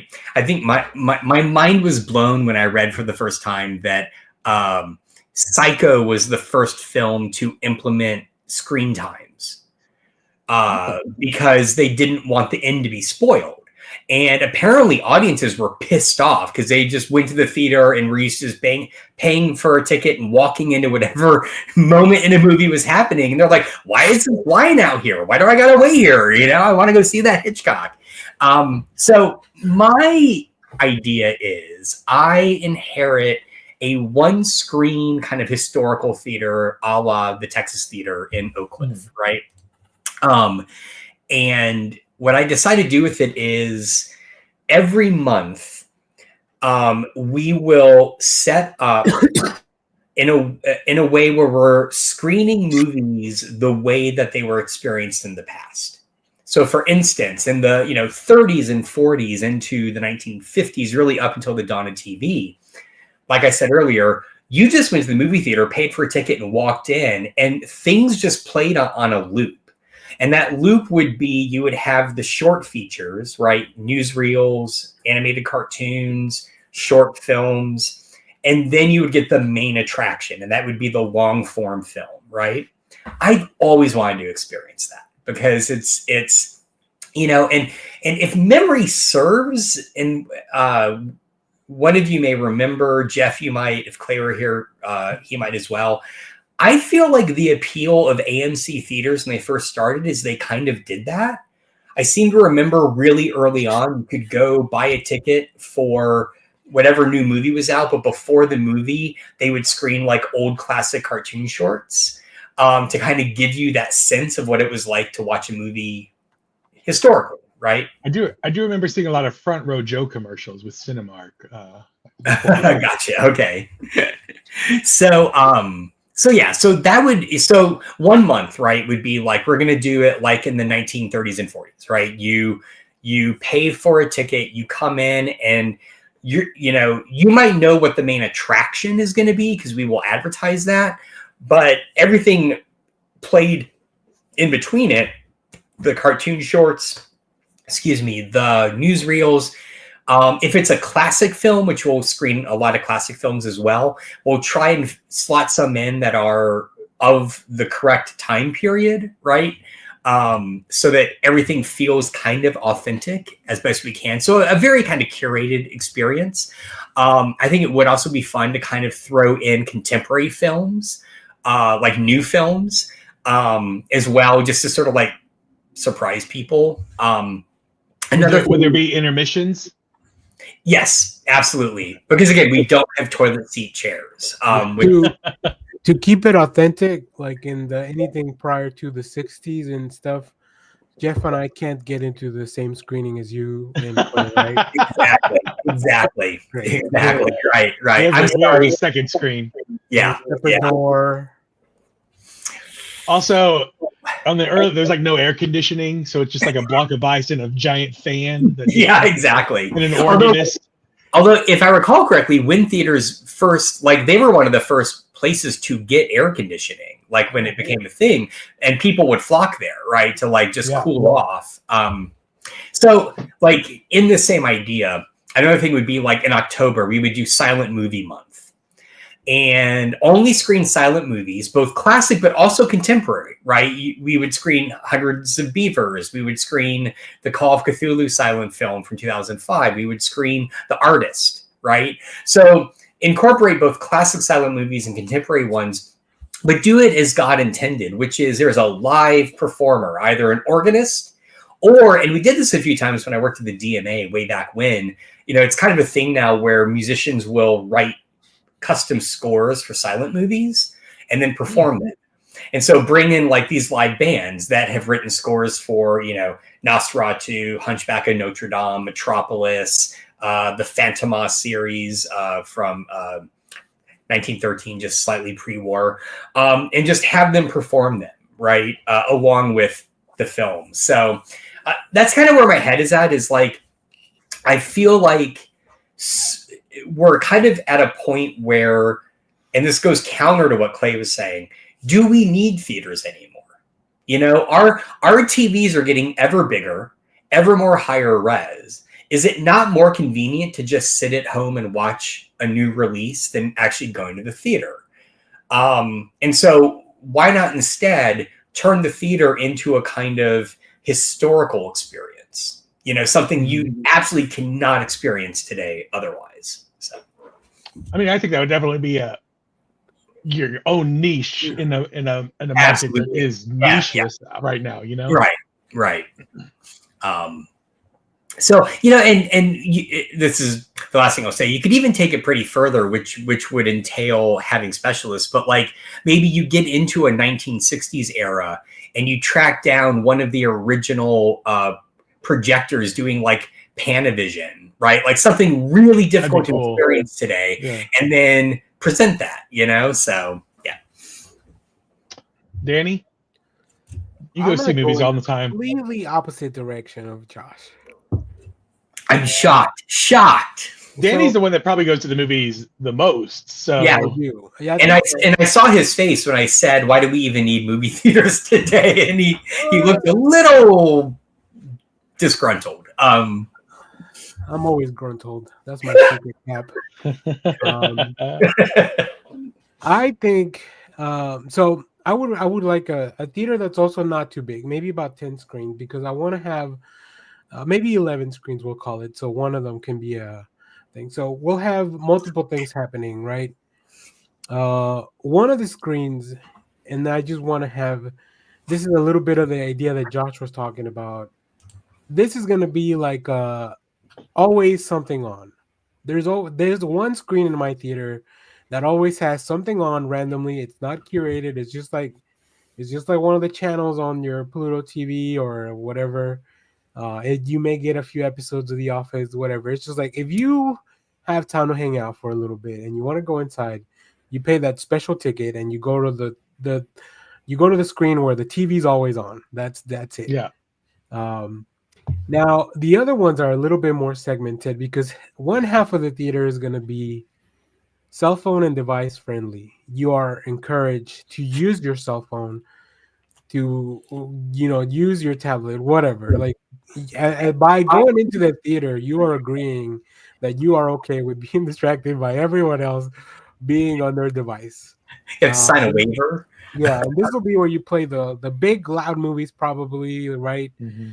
Stuff like that. Whereas the other half of the theater will be where it's no devices allowed at all. Like you will be definitely kicked out if a device is seen or whatever. For separate theaters. It's not like you split the theater. Separate theater. Theater. Sure. But I was also thinking, all right, one of the things that the reason people don't like going to the movies is because of people.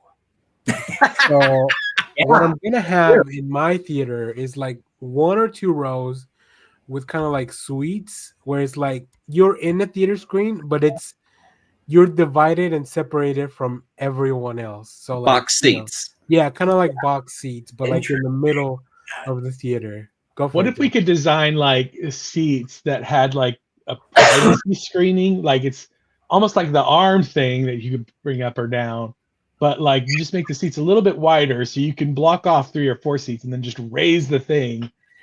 I had the idea of like if you having seats like that, but like if you were going to buy a ticket, it may be double, but it would buy out 5 seats on your left, 5 seats on the right, so that no one sits around you. See, but with the box seats, you still get the soundproofing of like keeping you're enclosed. You keep everything, right? You keep the smells. You keep the smells. There is one rule in my theater: shoes always on. Ooh, and if you're a patron, we invite you to wear our fancy socks. If you're not wearing socks, do you give them the socks? Yeah, or the socks provided? Booties. Yeah, socks, like at the bowling alley. Theater floors are gross. I can't imagine people in their socks and just yet, there pulling. This is America, Clay. We're gonna implement the Buc-ee's standard of the restrooms. We're just gonna have good. That's good. And we're also gonna take from Costco. We're gonna have $2 hot dogs all the time. Yes, I'm there. And we're gonna talk to the Arizona tea people to bring in those 99-cent Arizona teas. I do like that. I do like that. The thing I kept coming up with is why I wanted to partner with a restaurant was the cost of running a kitchen. Yeah. If you could remove that eliminates a big cost. Yeah. We also will have one of our screens will be playing movies that are like on the top 10 or 20 movie podcasts on Apple or whatever, like whatever service you used to. So like if you're a big fan of How Did This Get Made and they're doing this certain movie next week, we're going to play that movie, at some point all week. So you can watch that in case you can't find it or whatever. Now, obviously that could get a little difficult. But like this week, they did Megalopolis. Who would not want to go see? If you're gonna watch Megalopolis, man, you might as well go watch it, right? But there's other podcasts too, like there's Blank Check. I listened to one called 78mm. So like, if you could have some kind of partnership with those podcasts and be like, look, you tell us your schedule and we'll try to put those movies on there. And then like Clay said, I think Clay had a really good point of like, let's have a space for them to do live events because they'll fill up a theater, maybe once a month or whatever. And there's people that are looking forward to doing that kind of stuff. And the other, I think that's really the main thing about the theater that I had. But really that distinction of like cell phone, devices encouraged versus like no devices. Because I understand people don't want to go watch a movie without their cell phone. That's fine. as long as you all agree to stay in that one room. Right. Yeah. You have your own space for that. I definitely like the idea of like I would do very specific. I don't know if I'd dedicate one theater to like this is our always on cell phone theater, but I would definitely do screenings that are like cell phone friendly screenings, and you understand that this is like the one time you can go see whatever and just what I didn't tell you is at the theater that is devices encouraged, like for all those people before the movie ends, the floor will just open up and it'll drop them into it's just a trap. It's really a trap. Yeah, you're gonna call that the Darwin Award Theater, right? Right, like, yeah. So yeah, that's kind of what I had. I do, and theaters probably do this. I do wish that theaters would take up like the Sonic way of like put add-ins into your popcorn. Like, yeah, we can add in like all kinds of candy and chocolate little things, and like we can. Sonic! I thought you were talking about the hedgehog. No, like Sonic the burger place, where you can, where you can like throw in like you can get, you have 4 basic ice creams on tap, and you can add your mix-ins there too as well or whatever. I would definitely scale back food stuff to just like I said before, carnival foods kind of thing, easy things that you can carry around to like. And I would try to come up with something that was like unique to the theater as well. Just one, so we'd be like, did you go get the real or whatever that would be, something stupid. Yeah. But I also would have one theater that would be like, this is our sort of like where you guys keep talking like a theater that's just $5 to get in and we're just showing whatever. Mm. I think I would like a theater a smaller one where we just remove all the furniture and we place like bean bags and stuff like that. And so like during the daytime, you could show like cartoons and stuff and be like, hey, if you've got kids at home, one parent to every 3 or 4 kids, please, kind of thing. But come and bring them here, let them run around. We'll leave the lights on while this thing is showing on the thing. And it's kind of like a co-daycare with other parents. They can just be there, like a 2:30 screening every day at this one. And then every hour the floor just drops. And then every hour the floor just drops. But then you could also turn that theater into like doing slumber party kind of things in the nighttime. So you could do like, BYO blanket. And then there's going to be some shady shit going on in that theater. so kind of like the Inwood where they're with the couches and the way sort of like the Inwood with the couches. Yeah. Sort of like that. I think that's a cool like little thing that they do. I did forget one of the features of mine, if I can just go over it real quick. I did want to do a reoccurring thing on Saturday mornings. It's called Saturday Serials, where we play old classic serials from like 8 a.m. until noon, usually from one story, but you get free cereal. So you just sit there with like a bowl of cereal. So it's like an old Saturday morning, for those of us who grew up in the 70s, 80s, 90s. And you just get to eat your cereal while watching serials. So. Oh. Yeah, I would also like if I were a movie theater in a community, I'd be like, hey, what are the high schools reading? And then trying to find out, like that's brilliant. Although that will fail because as I'm learning increasingly more and more, high school students rarely any longer read novels. Well, that's why they're coming to see my movie when I show it in my theater. Yeah, but they're not assigned is the thing. So I know it's scary. I'm trying to get money, not trying to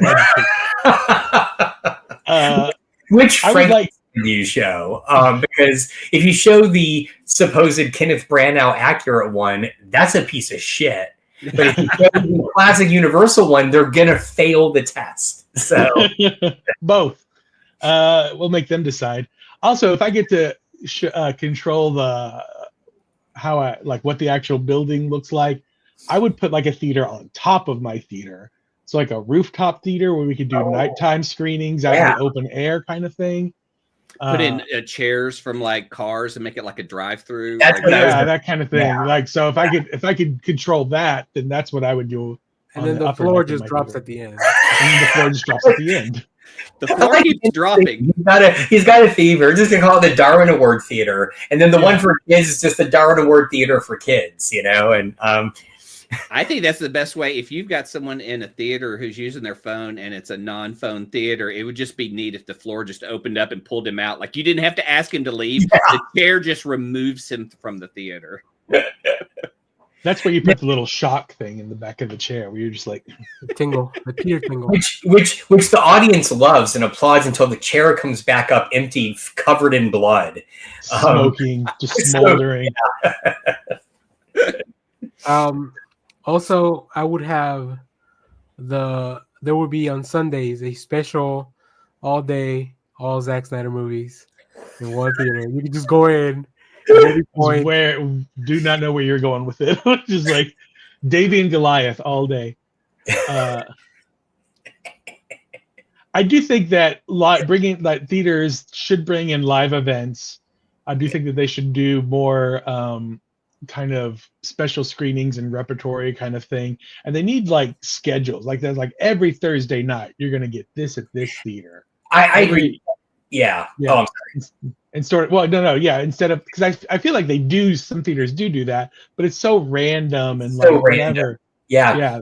AMC does that. They'll bring in those Fathom events, but the thing is, it's really hit or miss, right? Yeah. I think having it regularly scheduled would be great, or even like partner with a local, like here in Dallas, right? Partner with the DSO, and so if people can't make it down to the thing, there's a live broadcast of the same performance, at your local theater, and they stream it. So yeah, I would love, so like every Friday night, if you showed like a serial B movie, like late night kind of like horror shock thing, or I do love a good themed kind of thing, like the sort of like what the Alamo used to do. Some of them still do it. The local one, I feel like, that I have next to me doesn't do much, and as other than just, here are the movies, good luck.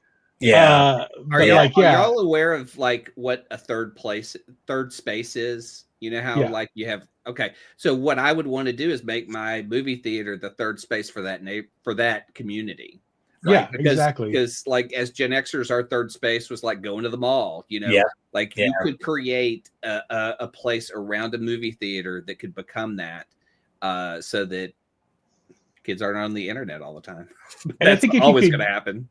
I think I'd also do like your employees get an employee pick, like they do it in the movie theater kind of thing. But if we if they were like, let's show the Matrix or whatever, if I could get the rights to it, I'd be like, this is Jake's pick for the month or whatever. So as we're talking, I'm also thinking, what if you just had a theater, like one theater in your multiplex that is, you buy a ticket, they're super cheap, maybe $5. Everyone goes in. It's also kind of a lottery system. So once everyone's in the room, they pull floor classes. Yeah, exactly. They pull a ticket number, and whoever gets picked gets to come up front, and there is a Price is Right size wheel with just filled with random movies, and they just spin it, and it goes around and around, and then when it comes down, it's like, oh, we're watching Transformers 2 today. All right, start it, and you have no idea what you're going to watch, and then you could switch out the movies maybe each week or each month on that big wheel, so.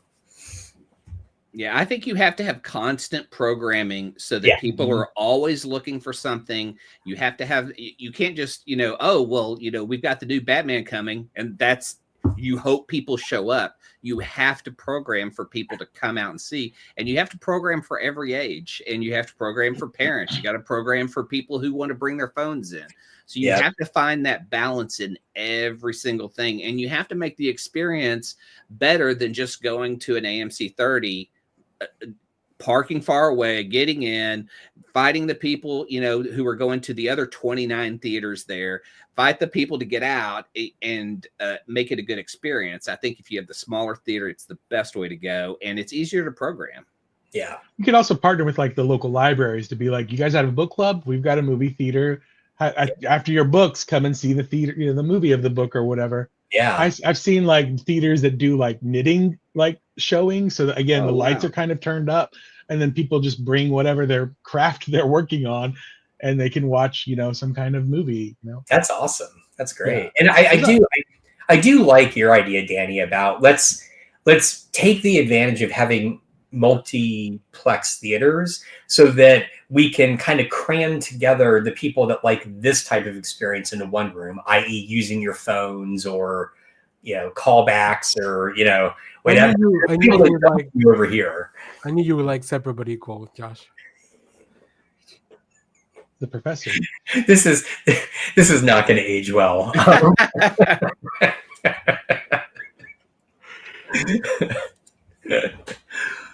Well, all right. I think we fixed movie theaters. Like, call us if you have a movie Alamo, theater. call me. I'll run your theaters.